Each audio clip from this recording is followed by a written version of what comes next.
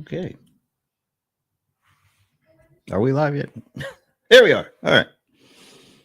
Happy Halloween edition of Small Biz Trends. It is Friday. It is about noon, maybe a minute or a smidge behind, but it is Small Biz Breakdown time. It is the Halloween edition. As you can see, I'm already dressed for Halloween. I'm going as a Rams fan. That might be a bit of a stretch for. But anyway, I got a brand new Rams hoodie. Got a brand new Rams hat. So I do consider this to be my Halloween. I was going to say uniform, but whatever. Costume, whatever.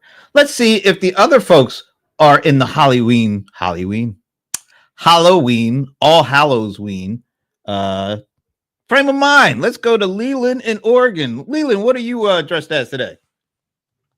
Guess I kind of look like a hobo. I don't know.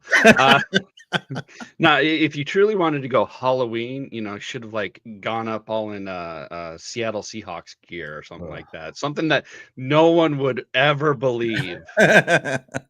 Well, I'm never going to do that. So we'll just move on and see what's going on in not the Heartland.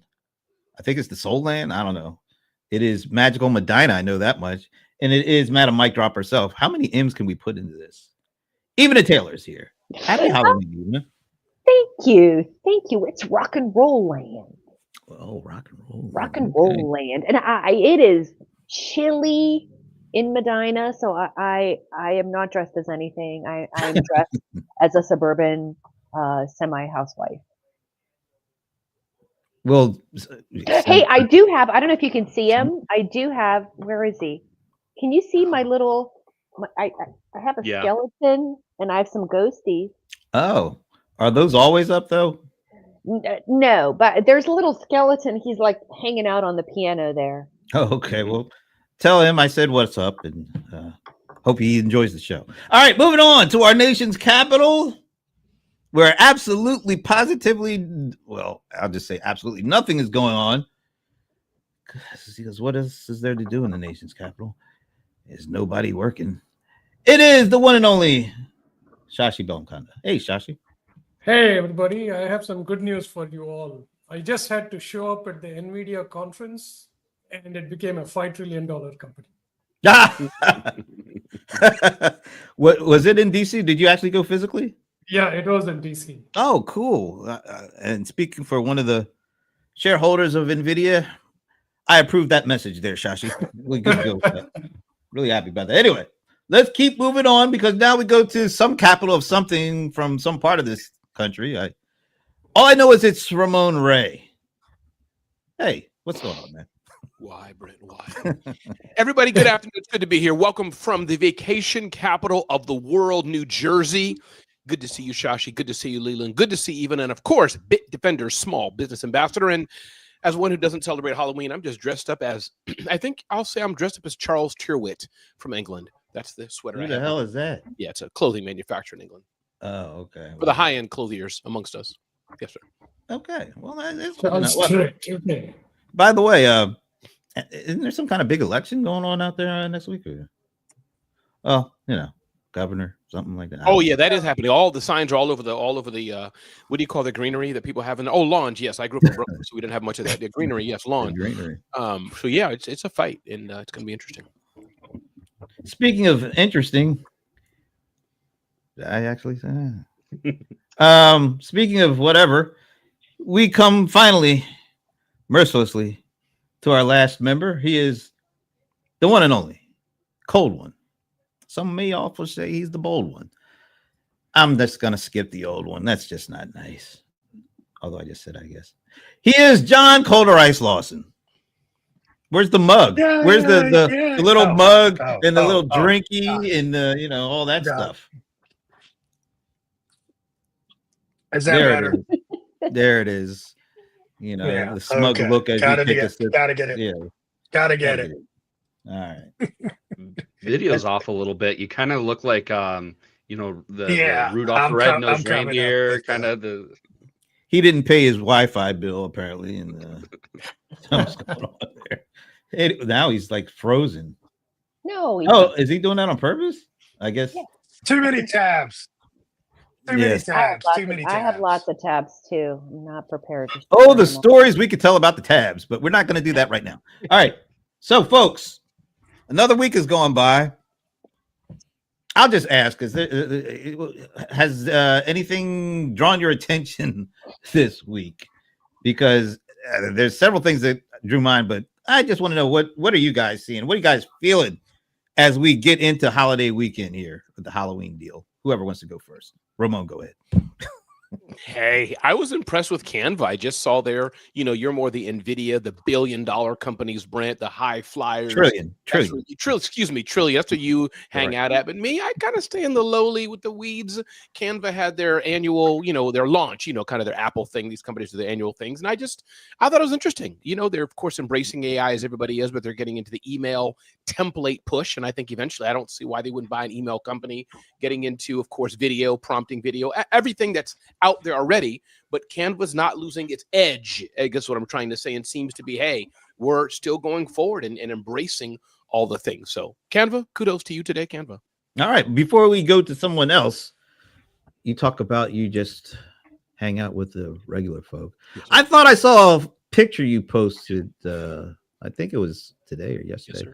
Yes, and it was you with another gentleman. And who was that other? Who is it? What is his name? I believe the name is John Robert Smith. I believe that's the name. Yeah, $30 million. Billionaire and would-be billionaire. Yeah, yeah. The caption kind of caught my attention too.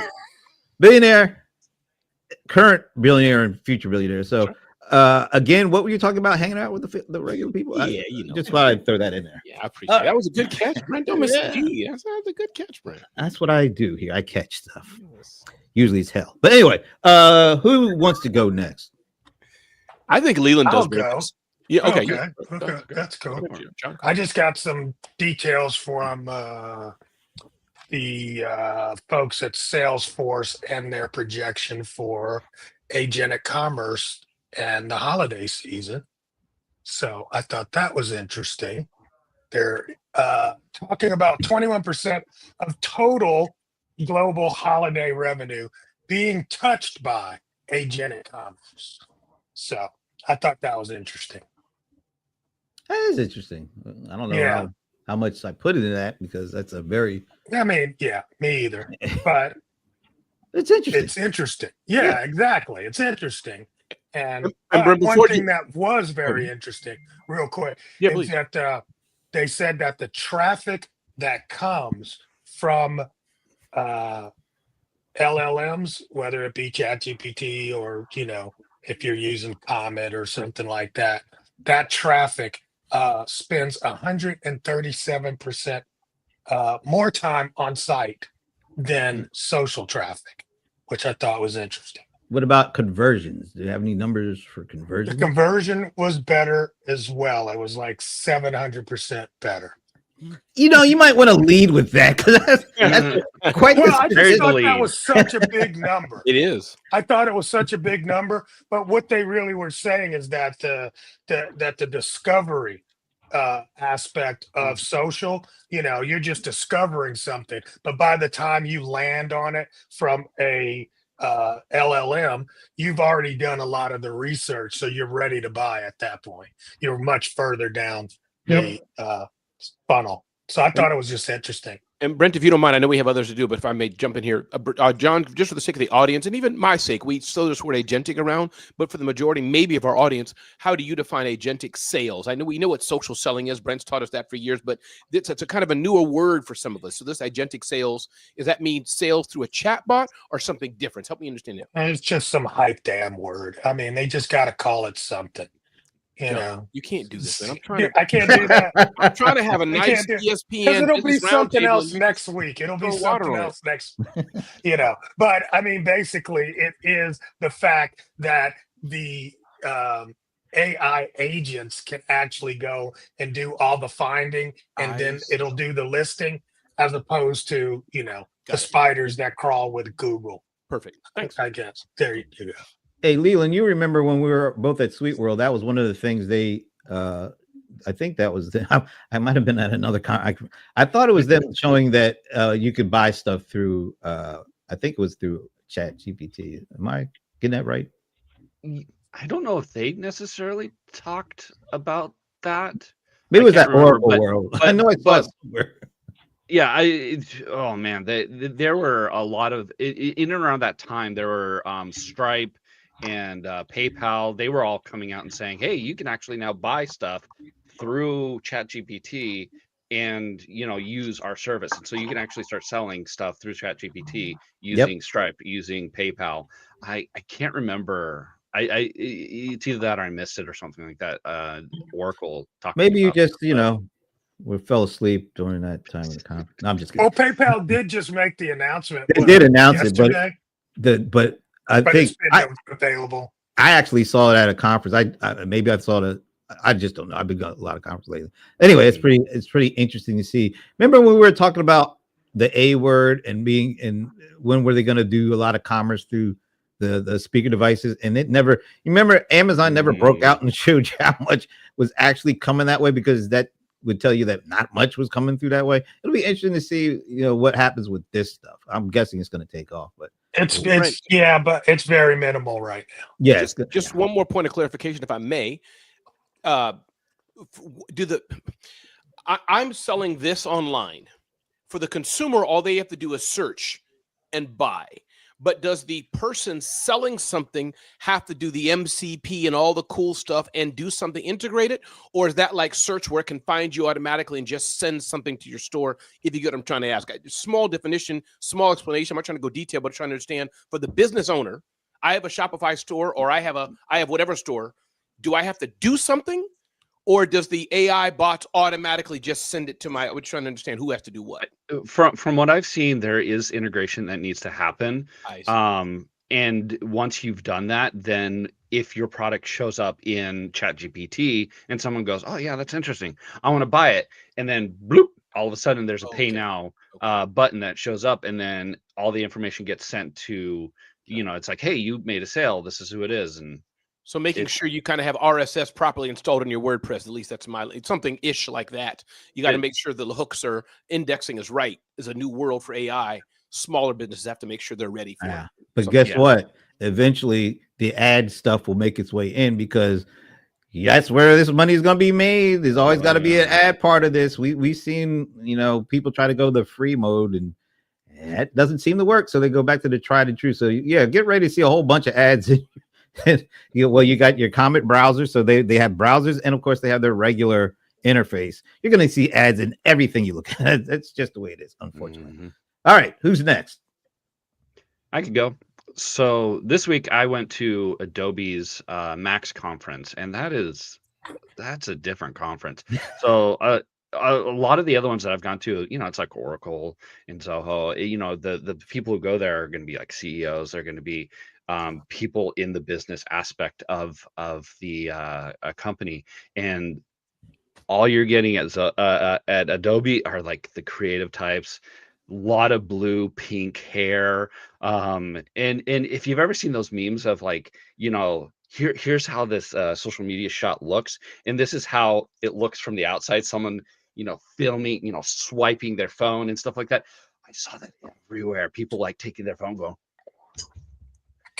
just it's a different show, and they presented differently too. Day one was all about like, here's what you could do with our product. Here are the new features, and they're available right now. And then day two was, here are some. They had James Gunn from the Superman Guardians of the Galaxy. They did an interview with him. And they had a couple of other high profile creators on YouTube, and it was a different show. It was interesting, and it was a lot of fun. I felt like a fish out of water, because I'm in a button-up shirt, and I look business professional, and all the other media people there are like creators, and you could have gone like you're dressed right now and fit perfectly in. Yeah. I probably could have. Yeah, but yeah, it was hard to talk with, like I could talk to the press from other people from other events. It was really hard to sit down and talk with. Like I talked with one person, and she's like, "Oh yeah, I do this news show," and just, she seemed down to earth. And then it's like, I look at her follower count, 2.4 million. And I'm like, Damn.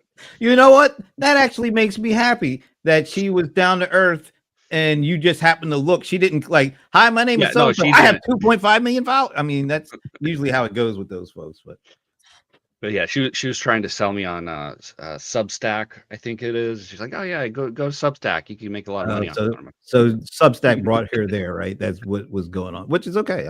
That kind of conference is cool because unlike the ones that I tend to go to, where there are the button up folks, and I'm I like the button up folks, so I'm not making fun of them, but they are button up. They're more business first kind of people, and then you go to the extremely tech kind of conference, and they're like the geekiest, nerdiest developer type folks.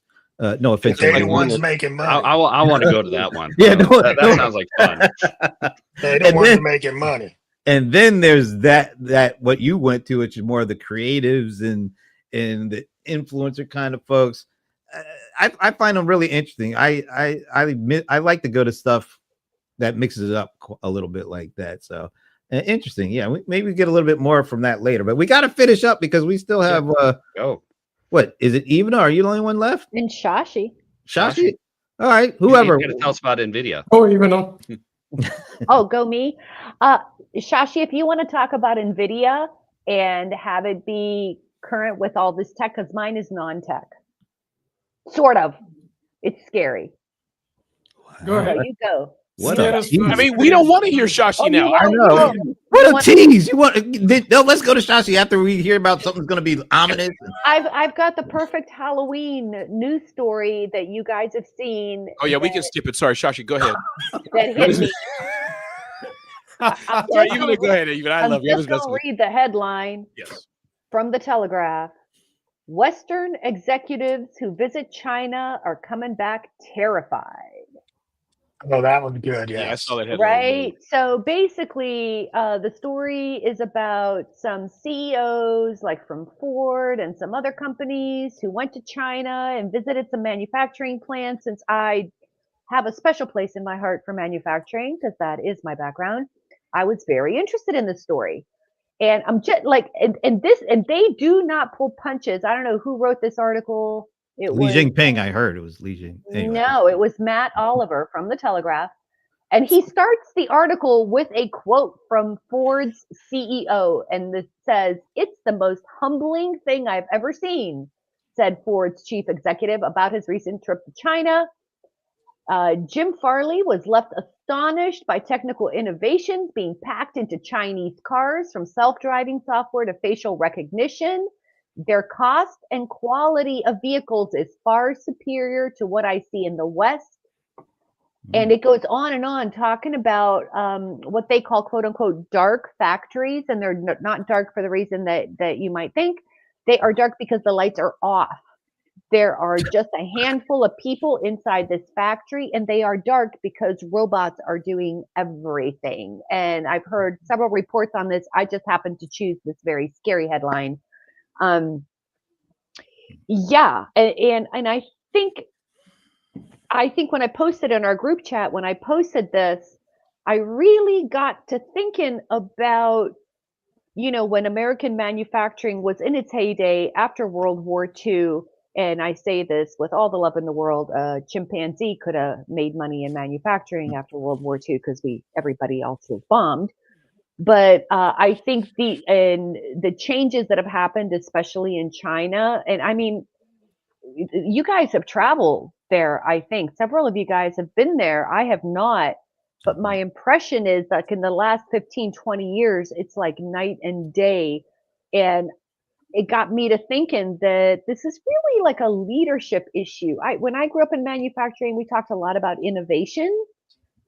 I feel like we've been sleeping, right? I feel like it, and now I'm starting to think that I was really surprised to see the story, because I honestly didn't think that they wanted us to see this kind of stuff. I don't know. That's just my take. Shashi. NVIDIA is going to save the day. I think it was very exciting to be like, while Ramon is hanging out with billionaires, I was hanging out with billionaires. But if there's something that I think the US is going to lead with. One of the stories that came out of this was advanced 5G and 6G. I think it was clear from the conference that China is far ahead in 5G technology. And basically, like, why anybody should care is, like, if you're a small business and your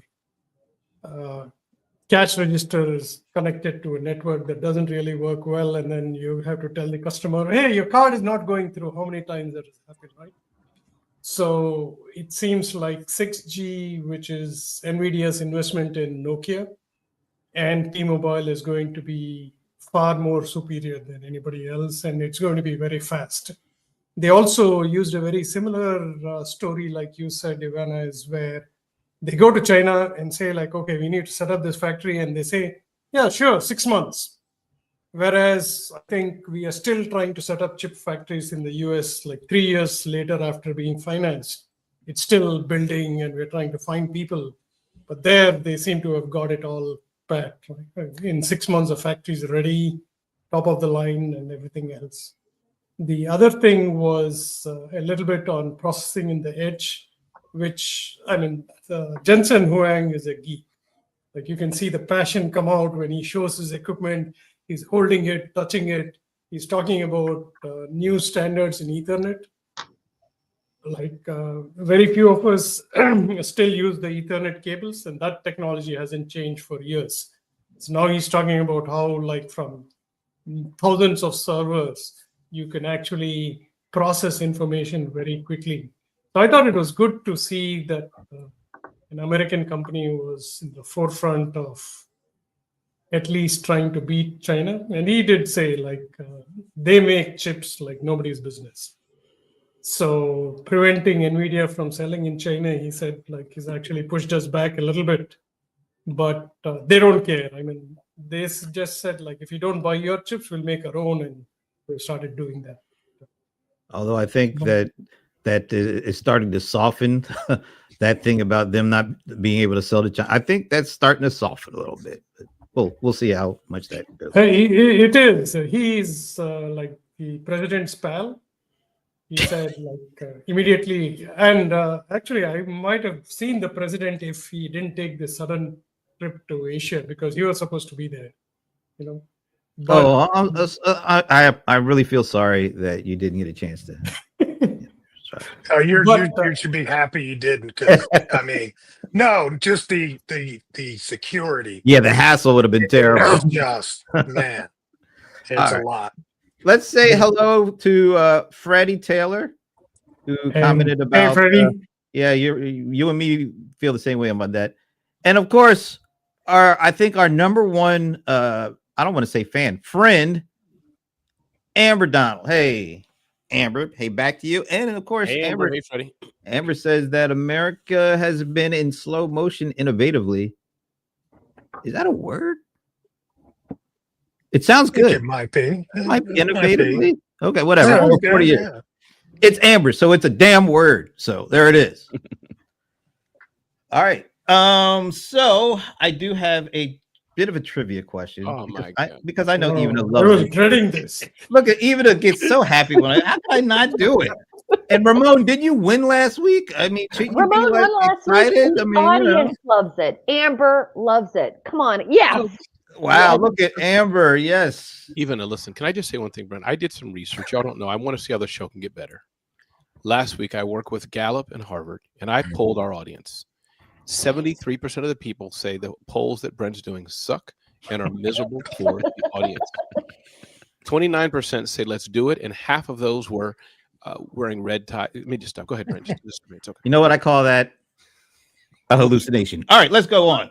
Let's move forward. So today's trivia brought to you by, well, no one, but we like them anyway. All right. Ooh. Lots and lots of consumer spending. Yes. But what percentage of the U.S. consumer spending is coming from just the top 10% of the earners, as the rich folks like to say? 53%. 80%. Wait a minute. You guys, let me get this thing so I can keep track of. All right. Damn. Like numbers shooting out all over. All right. So, Ramon, I think you said 53%. Yes, sir. And Shashi, you were going to say 80%. 80. All right. Damn. Oh, you took mine. Damn. Damn it. Wow. All right. So 53, 80. Even a. I'm gonna say 82.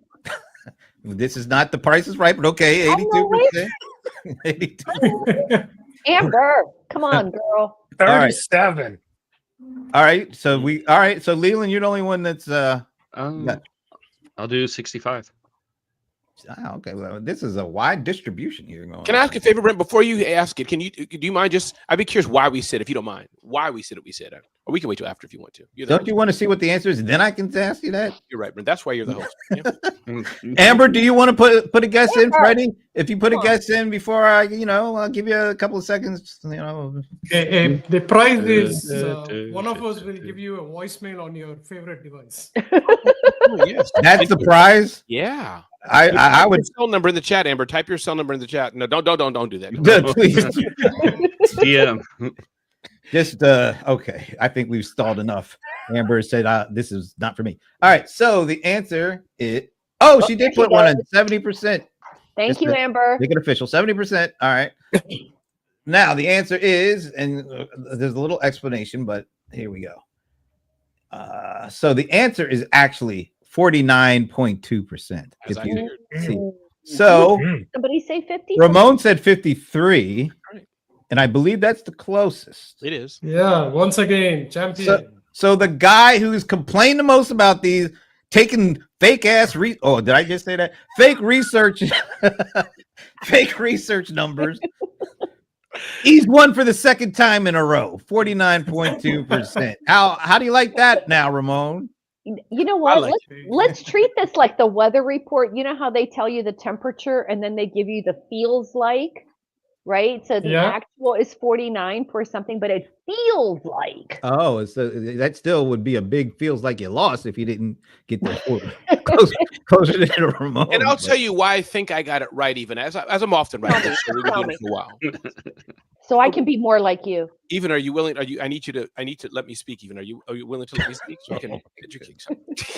No. All right, Brent. Thank you for letting us be a little silly today. I don't know what's wrong with it. But Halloween. It's Halloween. Yeah, but what I don't do well is on the hard data ones, because I don't have context to trillion, billion chips, GPUs, the other, and Brent has a mix of surveys. That's hard for me I don't have context.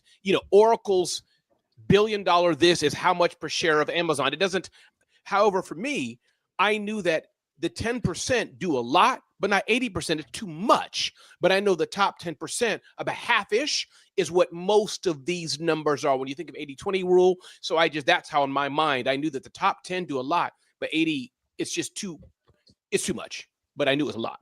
So that's where I went. All right. Anybody surprised at the number of 49.2%? I still think it's low because I saw, sorry, Ramon. It's okay. I saw some other numbers and they were saying that consumers, regular consumers that are not in the top 10% of, what would you call it? Wealth. Mm-hmm. Let's call it wealth, right?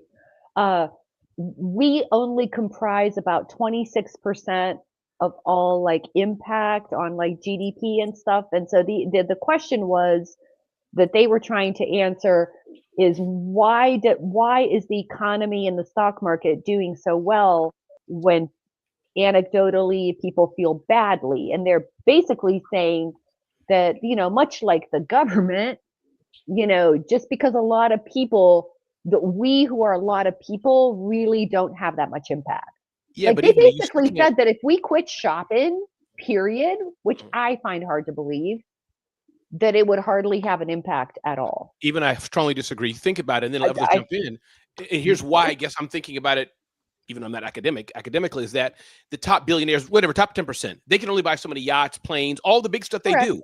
But for me, the 50% of the 10% is still huge. But then I'm thinking right now, my wife's out shopping, Walmart. So I think the boat is balanced. That's why I think, you see what I'm saying? Steve Harvey buying 4 airplanes today, Trump, whatever they're doing, that's a lot. But that can't compete with millions of soccer moms and dads and going to buy hammer and buy paint for your stuff and mowing the lawn. That's just how I see it. I think it's a balance. Any other thoughts? Oh, John, go ahead, John. You had your hand up. Go ahead. No, I didn't have my hand up, but I agree. One thing I will say, I feel that this is part of the K economy that we're in right now, Mm. where certain sectors are going up, other sectors are going down. But I guarantee you, if we took apart that number of, what they're spending it on, uh, their 49% or whatever, that 50% probably supports only 10 or 20% of uh, overall business. So it's like if I'm spending all my money with Louis Vuitton, yes, it's a lot of money, but it's only that high end kind of brand. And Walmart's not really benefiting from that, that kind of vibe. It'd be Okay. interesting. I was going to say, we hear a lot about the 80-20 rule or law, Pareto principle. I think that's what it is. In this case, we're looking at the 10-50, right? So if we had put the top 20%, do you think that would have gone to 80%? Probably. It's getting there, but now top 20. It's I think this top 20 then gets so much bigger of the other side. So it could have been, but top 10 is nice and juicy. It seems to me like, and maybe that it's a good segue into the other thing I want to talk about. A lot of the earnings reports came out this past week. We're seeing numbers like we've never seen before for quarterly revenue, quarterly earnings. I think like a couple of the Microsoft and I think maybe Google, Alphabet. Didn't they beat their earnings revenue by 2 billion? I mean, most companies don't sniff that in a lifetime. Mm-hmm. That's just the revenue beat for the quarter for some of these companies. Meta came up a little short. They got killed. Let's look at Amazon. Amazon, kind of as a representation. Let me see if I can bring this up here. Let me do this. All right. So this is kind of like a tale of two stories here. All right. So Amazon came out, I believe it was just last night or after close. And as you can see, they made $180 billion in third quarter revenue. That's not for the year. That's just for the quarter. And this isn't even their big quarter because we all know Q4 is where they make the killing because of the holiday season. So just think about that as we talk about some of this stuff.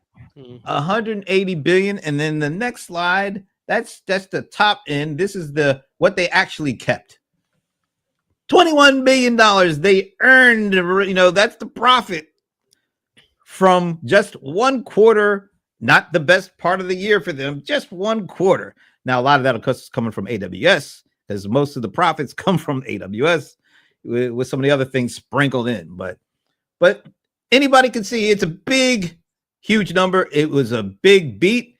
And if you look at their stock price, you'll see that they're enjoying a nice, healthy day today. Now, that's not the only Amazon story of the week. The story that really got people's attention at the beginning of the week was this: 14,000 people laid off. But they want to make sure they weren't due to AI or finances. It's about culture. All right. So big beats, big revenue numbers, big layoff numbers. It's about culture. What number, the 14,000 layoff or the 21 billion in profit, is the most important number from, like an American consumer perspective or American employee perspective? Tell me the story that you get from these numbers.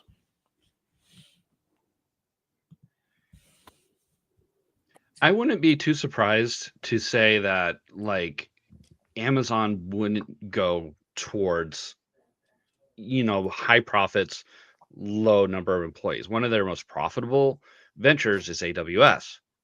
There's not a lot of employees. That is the most profitable part of their. It is and having these facilities just down the road.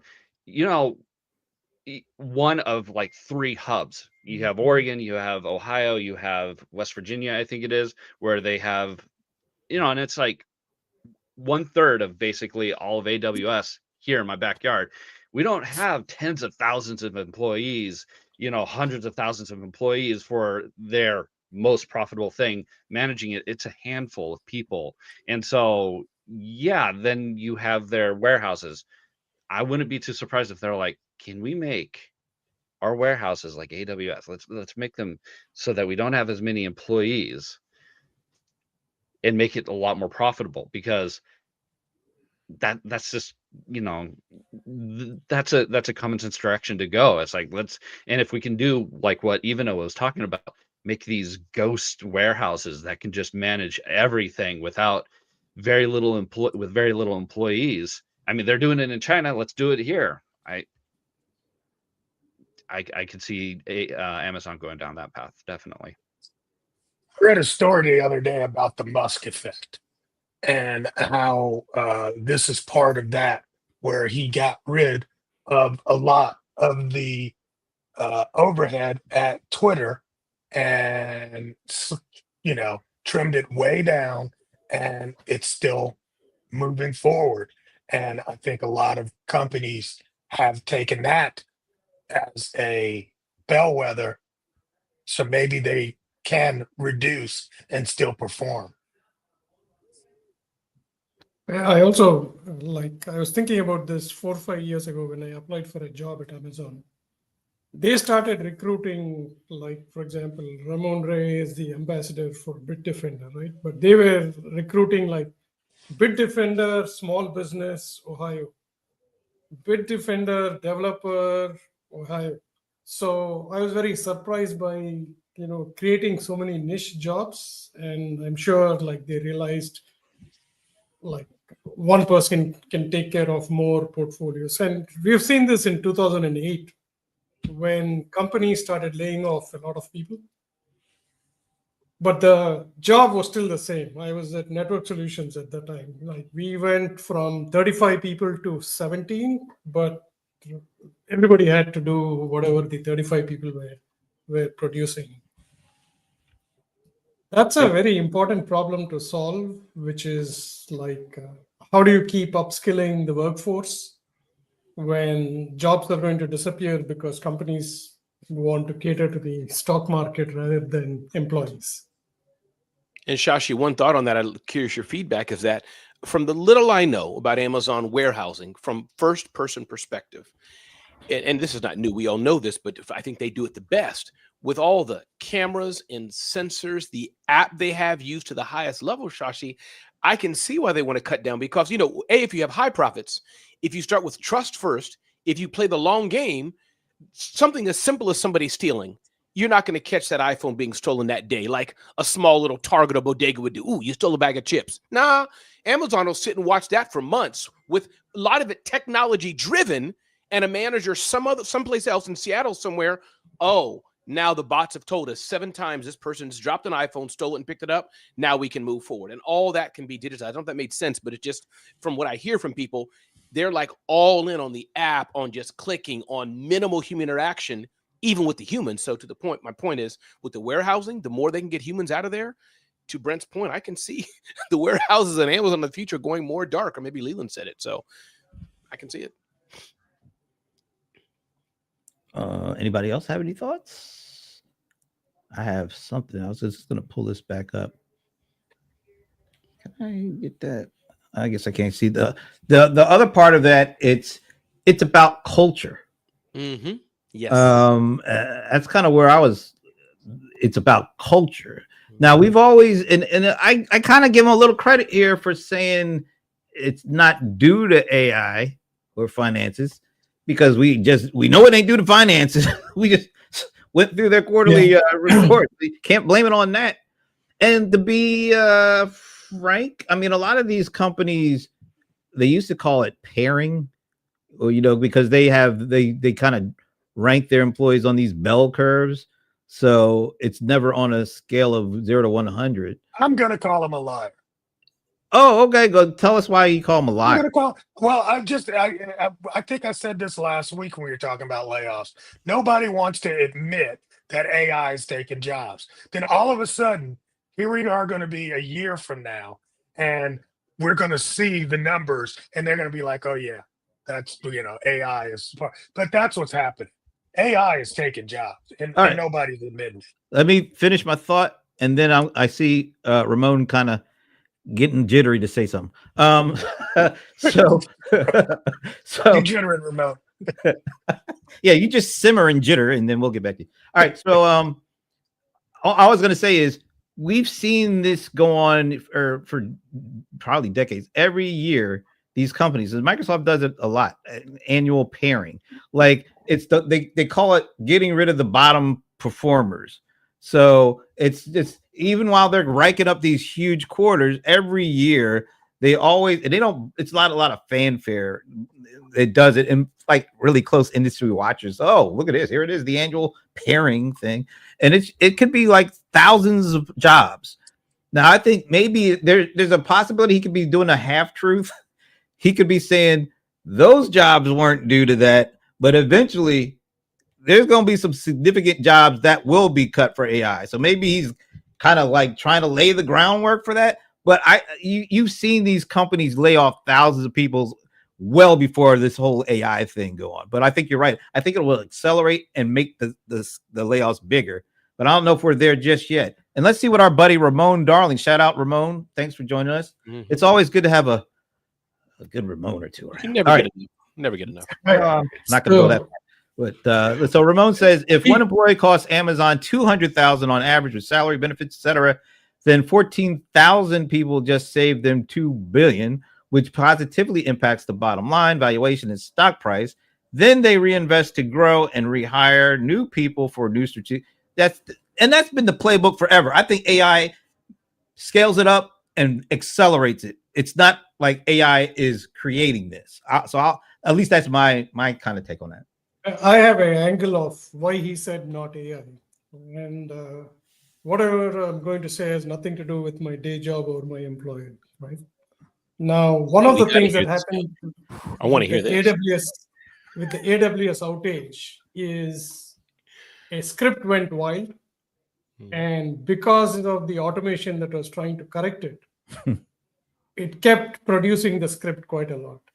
So the CEO of Amazon had to say like, hey, we are not laying off people and substituting with AI, because immediately everybody is going to say, there's a lot of speculation in some of the articles that the team that was supposed to monitor this was removed and the automation didn't work. And that's why there was such a big outage, right? So that's why he had to very particularly say AI, because it's common sense, like Ramon said, that AI is going to replace warehouse workers. Wherever a human being is not needed and it's just a routine task of lifting and putting it somewhere, right? And finances, obviously, since they are a public company, they couldn't say anything else. I think John is right on the Musk effect, where, hey, if XAI can reduce like more than 50% of their employees, why not we try it too? So well, that's I think the reason.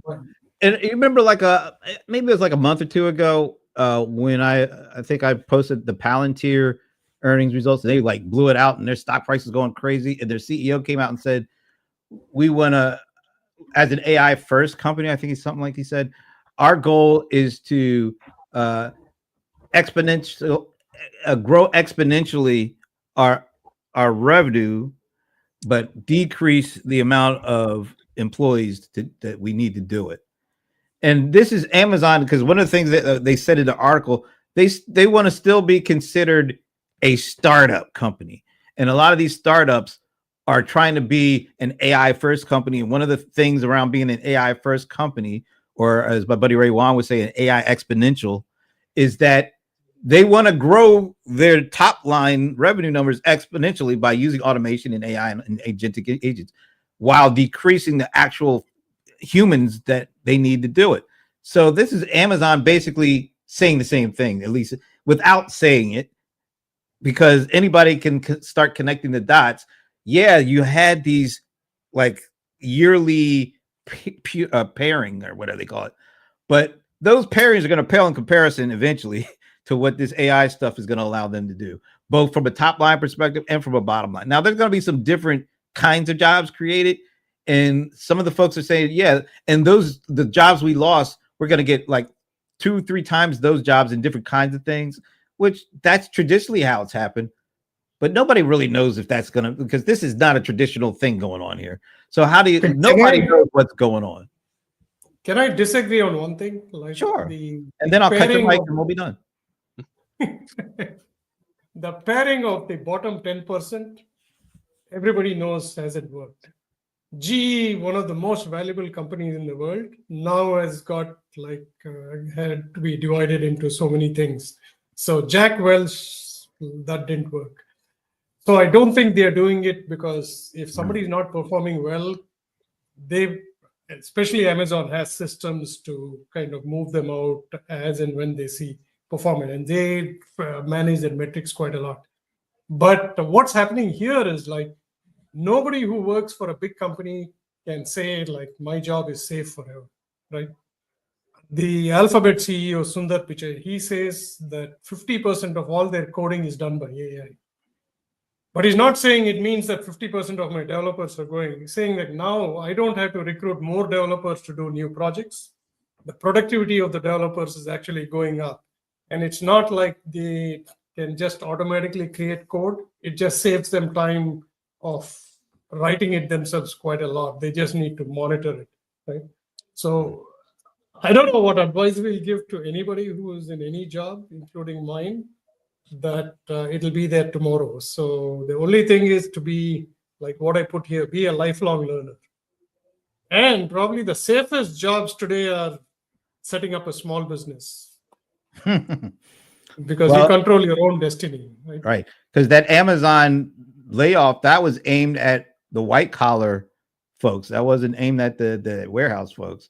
Yeah. So yeah, whatever specialty or whatever expertise you have, that doesn't seem to save you in this episode or this situation. All right. So, By the way, what? go ahead. I was going to say shout out to Josh Lamp, who I guess he's some kind of friend of John Lawson. Good. He has to run, but he wanted to just say it was good to see you, and it's a great conversation. Thank you, Josh. Pick your friends better. All right, Leland. So when we're talking about like AI and layoffs and stuff like that, we had like Salesforce, and Salesforce decimated their support system. It was like 30% or something like that. Because they found that AI was handling a lot of the tickets, and you had a lot of people just sitting around twiddling their thumbs because AI was handling what they would in the past. When I looked up the numbers, Amazon employs 1.5 million people.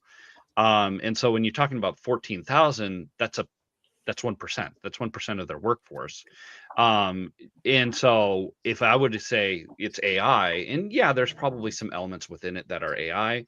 There's probably some elements, with the Musk effect, to where it's just like, I remember seeing like videos of people who worked at Twitter at the time, and they're like, oh yeah, I basically do 1 or 2 reports, and the majority of my time is spent sitting in this lounge area on the top and talking with people. And that those people are gone because, well, that report can be done by AI now. And it's like, well, why do I need to pay you $200,000? Because we're in Silicon Valley and I have to pay you $200,000 for you to live in this area. Hey, Leland, just quick question. Yeah. Did these people that were bragging about, did they post this stuff on like social public? See, they needed to get fired just from sheer stupidity or arrogance or stuparrogance. I don't know what you call it. But that was dumb to sit there brag about. I'm getting paid all this money and all I'm doing is sitting around and drinking latte. What do you think is going to happen to you? AI or not, you're out of there. Yep. Yeah. Get an intern to do that.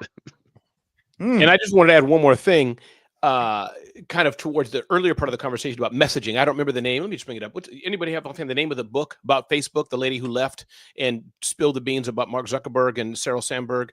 I should know it. The book is, so anyways, popular book. Point is, behind the scenes, there's a lot of messaging. So what I'm trying to say about all the headlines we see with these companies, there's a lot of messaging that probably goes out and what they say. So to the point about AI, we know what the truth is, but they have these calls before they go public, before they have the big headlines, especially anything in print, and it's all messaging. So that's number one. Mm-hmm. Number two, I think, but again, y'all who cover these big companies better than me, when they fire 14,000 people, That just they didn't think about it the day before. I assume these are plans and plans and plans, at least months, weeks, years, whatever. And there's going to be another headline, 28,000 people fired by X coming out in 4 months that they're already talking about today. So just those two things in perspective as I bring to this show, the perspective I bring. So yeah, you and the billionaires that you hang out with. All right. So so I think this story is not a made up story, but I think it's in people's minds. We've seen this. We've seen these thousands of annual pairings, as they saw, and because these folks have these huge employee bases, even if it's 1%, it's still the headline number is 14,000, and that's just a lot of numbers in most people's minds. But it is a very small percentage. But I think as time goes on, there's going to be a growth in those percentages, and then it's going to come down because at some point they won't have enough people to lay off because they've already laid off everybody they can. So at some point in time, that number is going to sound really small, but it's because the other numbers are rising, which is the agents and the robots and all these things that are coming in. So is that just a sign of the times, what Amazon is kind of doing? And are we more sensitive now because everybody in their great grandparents have heard of AI now, and there's so much fear around it, and so because something comes out, we immediately now associate it to AI, even if it isn't AI just yet. Yeah, but let me just say this though. Amazon has always been a culture of treating human employees like Kleenex for robots. So this is not new for them. And when I say the AI, it's not just because, that's coming online now. They did this with warehouse workers. They've done this with, they had a whole commercial about we're going to make deliveries with, what were those things? Drones, robots going the on drone the streets. delivery. Yeah. Right? I forgot Trust about me, that. they're not forgetting that. That was just shot across the bow. What about those when they bought what was the market they bought? Whole Foods. Remember when they tried their own little Amazon Go stores where you didn't have to check out and all that kind? No check, yeah. That went away quickly. But I bet it may come back, Brent. It could have been a table. It might come back. You're right. It might come back. You know what was It's back in Amazon Fresh. Yeah. Fresh. Yeah, we just weren't ready yet. So going back to your point, they've always been looking at how you automate people out of certain stuff. This is going to give them the opportunity, I think, to finally do it. Even somebody was saying at a recent conference, I think it was Vala Afshar at the thing I was at last week, the CCE. He was talking about like the landscape of the autonomous vehicles, and if you go to San Francisco, it's almost like more likely you'll see most cars without drivers in them at this point. Waymo and all the other brands are coming. I rode them twice before. I love the driverless cars. Safest thing in the world. I would put my blind dead great grandfather in there. Easy. It is. But I don't think he'd have any trouble with that. He can't see. The point being, I put the most cherished person in my life in one of those cars. I loved the experience. It was amazing. Loved it. So since there's that kind of sense, some places like San Francisco, less and less people are driving more and more people around. Is this a sign of the time? How quickly are we going to get to a place where most people are either not going to be working or are going to be kind of relegated to a second class employee? Very quickly. Very quickly. Let me ask you a question. Everybody here, this is a poll, my poll. All right. If you walk into the store and there's a register line with a person or a machine, which one do you take by default? Oh, I go right to the machine, Dan. Right to the machine. Machine. I'm sure Ivana, where do you go? She goes to the person, I bet. She goes to the person. I bet she goes to the person. It depends on whether I have liquor or not. Oh, wow. That is a good one. Get you a 40, and then you go in there. But even for those who don't, for me, who's not in this culture of you all who drink 40s and all these, what does that mean? Like, what makes you decide if you do or not? I don't get the joke. Ha ha ha. Okay, I don't get the joke. What do you say? Well, because You gotta wait. Oh, if you purchase liquor, I'm sorry, Brett. or maybe even certain, I don't know, certain specialty items or Nice. whatever. Sudafed. I don't know. They have, they gotta come. They gotta check you Oh. gotta wait for them to come and check your age and all the things. Until they 'cause automate that, because there should be a way to second show your driver's license. now I will tell you, you would think that because in order to use the self checkout, you often have to enter your membership number or like whatever your little store card thing. Like they should know. Yeah. Right. And they can even do a check, but they don't. So My that's guess why is on they that don't. even probably the liability, because I'm just saying, I mean, they can do it. It can be eventually the Yeah, grocery it could stores will be do it. done. I mean, But right now, I'm sure that if something goes wrong, that's a nice lawsuit. You let my daughter, who was whatever years old, buy liquor. So no, you got what I think is really funny. This is totally unrelated. Is I'm in Ohio, and in Ohio you can buy beer and wine at the grocery store. Mhm. But you can also hire 16-year-olds to check people out. Mhm. But the law is that a 16-year-old is not allowed to scan liquor, which I think is silly because I'm like, well, they ain't buying it for themselves. That's the safest time you want to let them. But anyway, so that's a problem. Then you have to wait. So even at the checkout, I look for an old person at the checkout, but they got to be middle-aged because if they're too old, then they scan like the sloth and the Oh Zootopia my God. movie. That's kind of fun. Oh my I God. also- The ageism from the old one. But that's what I'm saying. I I wasn't am gonna in say that it. category. All right, What about listen, me? we I gotta gotta end this. go, guys. We gotta I'm sorry. go. Yeah, we gotta go. So I just want to ask even one thing. We've been talking a lot about this automation and AI and how it's inevitable. How does that make you feel when it comes to a customer relations standpoint? Mm. I think that we as business owners in the United States of America get really, really caught up in what I call short-term thinking. I think that, whether you're talking layoffs or any of this other stuff, I think we need to go back to basics and really take a moment to think. At least when I look at my audience, everyone's reacting. This happened today, so I'm going to do this other thing. I think we need to take some time and think about what's happening. Think about what it means to innovate. Think about, ask yourself these what if questions. I like to play the that'll never happen game, right? Because we all have things that we think will never happen. And if you say that to yourself, it's guaranteed to happen, right? So I think that we are all so worried about AI and technology that we are forgetting where our bread is buttered. And there's no way we can play this game. And clearly I see that we're going to continue playing this game, which is why I've been so quiet. Because I'm like, we just going to play and then we're going to lose. And maybe we need to lose. Mm. Right? Maybe we have not lost in a very long time. We've been going through a death by 1,000 cuts because we've been sitting on our laurels that our great grandfathers built by working hard.